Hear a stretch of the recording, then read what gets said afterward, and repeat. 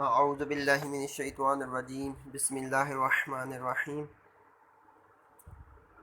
عربی زبان کو سمجھنے کے لیے یہ کورس شروع کیا جا رہا ہے۔ اس کورس کا بنیادی مقصد قرآن مجید کو سمجھنا ہے۔ اس کورس میں جس کتاب کی مدد لی جائے گی اس کتاب کا نام ہے دروس اللغۃ العربیۃ لغیر الناطقین بہا۔ یہ کتاب بہت مفید ہے اور مدینہ یونیورسٹی میں بھی پڑھائی جاتی ہے۔ تو سب سے پہلے اس کتاب کے ٹائٹل کو دیکھتے ہیں کہ اس کا کیا مطلب ہے۔ اللہ پاک سے دعا ہے کہ اللہ پاک ہماری اس کتاب کو آسان فرمائے اور ہمیں خیریت کے ساتھ اس کتاب کو مکمل کرنے کی توفیق عطا فرمائے۔ ربی یسر ولا تعسر وتمم بالخیر آمین رب العالمین۔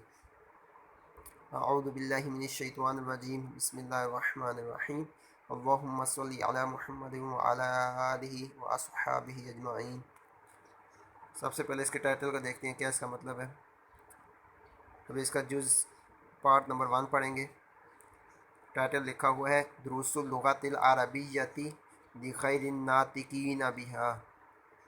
دروس کہتے ہیں اسباق کو، اللغتی زبان اور العربیۃ عربی۔ دروس اللغۃ العربیۃ کا مطلب ہے کہ عربی زبان کے اسباق، اور نیچے لکھا ہے لغیر الناطقین بہا، ان لوگوں کے لیے جو اس زبان کو بول نہیں سکتے۔ لغیر الناطقین کا مطلب ہے کہ ان لوگوں کے لیے جو بول نہیں سکتے بہا، اس کو یعنی اس زبان کو، عربی زبان کو۔ تو اس پورے ٹائٹل کا مطلب یہ بن گیا کہ دروس اللغۃ العربیہ لغیر الناطقین بہا، کہ عربی زبان کے اسباق ان لوگوں کے لیے جو اس زبان کو بول نہیں سکتے۔ نیچے لکھا ہوا ہے الجزء الاول، پہلا جز، پارٹ نمبر 1۔ یہ ڈاکٹر عبدالرحیم صاحب کی کتاب ہے، انہوں نے لکھی ہوئی ہے۔ تو پہلا سبق شروع کرتے ہیں۔ لکھا ہوا ہے الدرس الاول، بسم اللہ الرحمن الرحیم۔ الدرس الاول، پہلا سبق، فرسٹ لیسن۔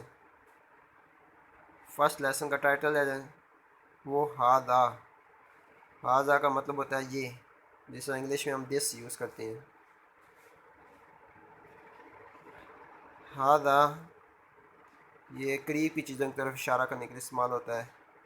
کوئی چیز قریب پڑی ہے، اگر اس کی طرف اشارہ کرنا ہے تو اس کے لیے ہم ہاذا استعمال کریں گے۔ تو ابھی دیکھتے ہیں پہلا سبق۔ پہلا جملہ لکھا ہے ہاذا بیت۔ ہاذا بیت، یہ گھر ہے۔ ہاذا بیت، یہ ایک گھر ہے۔ بیت کہتے ہیں گھر کو۔ ہاذا بیت، یہ گھر ہے۔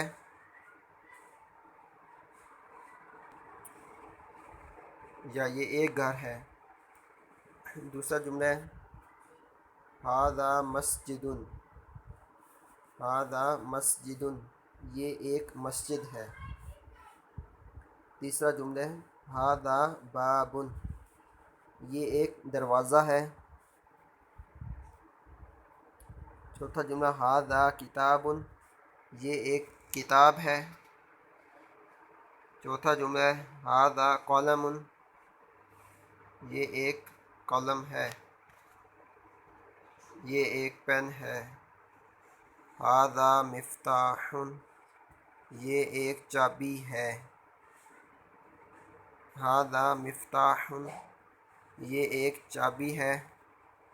ہاذا مکتب، یہ ایک میز ہے۔ ہاذا مکتب، یہ ایک میز ہے۔ ہاذا سریر، یہ ایک بیڈ ہے۔ ہاذا سریر، یہ ایک بیڈ ہے۔ ہاذا کرسی، یہ ایک کرسی ہے۔ ہاذا کرسی، یہ ایک کرسی ہے۔ تو پہلا پیج ہم نے مکمل کر لیا ہے.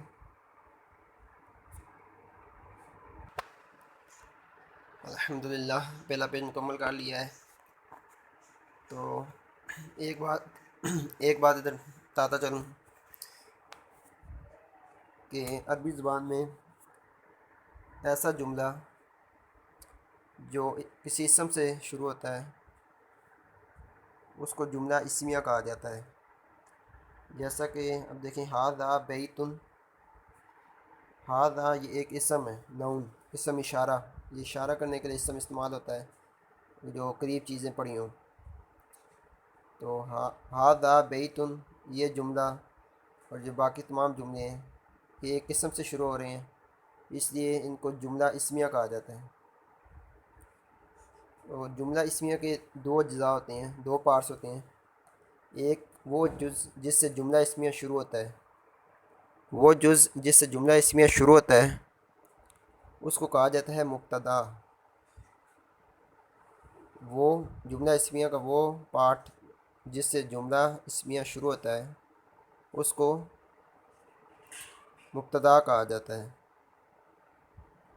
اور جو اس مبتدا کے بعد جو اس کے بارے میں خبر دی جاتی ہے اس کو خبر کہا جاتا ہے. جس طرح ھذا بیت، یہ جملہ اسم سے شروع ہو رہا ہے اس لیے جملہ اسمیہ ہے، اسم اشارہ ھذا. ھذا بیت، ادھر ھذا مبتدا ہے کیونکہ جملہ اسمیہ جس اسم سے شروع ہو اس کو مبتدا کہا جاتا ہے. ادھر ھذا مبتدا ہے اور اس کے آگے خبر دی جا رہی ہے بیتن، یہ گھر ہے. ھذا مبتدا اور اس کے آگے جو خبر اس کے بارے میں دی جا رہی ہے بیتن، اس کو خبر کہتے ہیں. تو مبتدا اور خبر مل کر جملہ اسمیہ بناتے ہیں، مبتدا اور خبر مل کر جملہ اسمیہ بناتے ہیں.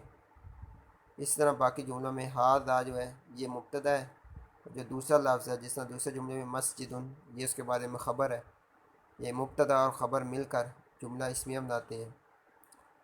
تو انشاءاللہ اگلے لیکچر میں مزید پڑھیں گے اس کتاب کے بارے میں، نیا سبق پڑھیں گے. تو اس وقت کے لیے اجازت دیجیے. السلام علیکم ورحمۃ اللہ وبرکاتہ.